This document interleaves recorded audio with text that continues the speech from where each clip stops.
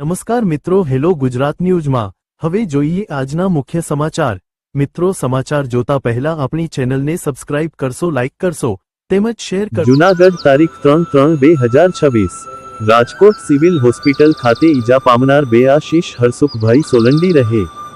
જામકા તાલુકો જિલ્લો જૂનાગઢ વાળાને શરીરે ઈજા થવાથી શંકાસ્પદ મોત થયેલ હોય તેવી હકીકત જાહેર થતા ઉપરોક્ત બનેલ બનાવની ગંભીરતા લઈ જૂનાગઢ રેન્જના પોલીસ મહાનિરીક્ષક શ્રી નિલેશ જાજરિયા સાહેબ તેમજ જૂનાગઢ પોલીસ અધિક્ષક શ્રી સુબોધ વડેદરા સાહેબની સૂચના તેમજ નાયબ પોલીસ અધિક્ષક શ્રી હિતેશ ધાંધલિયા સાહેબના સીધા માર્ગદર્શન હેઠળ ઉપરોક્ત બનાવમાં ગંભીરતાપૂર્વક તપાસ કરી બનાવની સત્ય હકીકત બહાર લાવવા પોલીસ ઇન્સ્પેક્ટર શ્રી એબી ગોહિલ નાઓના સૂચના મળેલ હોય જે સૂચના આધારે સર્વેલન્સ સ્ટાફના પોલીસ સબ ઇન્સ્પેક્ટર વાયએન સોલંકીના સીધા માર્ગદર્શન હેઠળ આ બનાવ બાબતે તપાસ કરી સત્ય હકીકત બહાર લાવવા સૂચના આપેલ હોય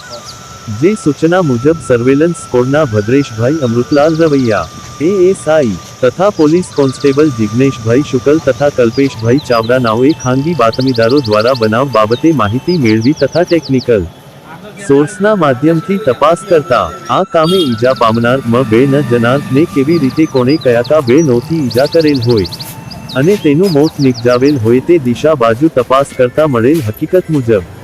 બે જનારને તેના ઓળખીતા મિત્ર દ્વારા સામાન્ય બોલાચાલીમાં મરણ જનારના મિત્ર રોનક ઉર્ફે આરકે દીપકભાઈ ચૌધરીએ છરી વડે ગંભીર ઈજા કરી બે દરમિયાન મોત નિપજાવેલની હકીકત બહાર લાવી આ ગુનાના આરોપીને ગણતરીની કલાકોમાં પકડી પાડી શંકાસ્પદ મોત બનાવમાં મર્ડરનો ગુનો ડિટેક્ટ કરી કામગીરી વામાં આવેલ છે। બનાવની ટૂંક વિગત આ કામે પણ લીધી મરણ જનાર રાશિષ ઉર્ફે ભયુ હરસુખભાઈ સોલંડી ઉંમર વર્ષ 20 રહે જામડાવાળાને તેના મિત્ર રોનક દીપકભાઈ ચૌધરી રહે જૂનાગઢ વાળા સાથે કડિયાવાડ વિસ્તારમાં મજાકમાં બોલાચાલી તથા ગાળાગાળી થતા આ કામના આરોપી રોનક ચૌધરી ઉશ્કેરાઈ જઈ તેની પાસે રહેલ છરીથી મરણ જનારને ડાબા પગના થાપામાં પાછળના ભાગે છરીનો ઘા મારી ગંભીર જીવલેણ ઈજા કરી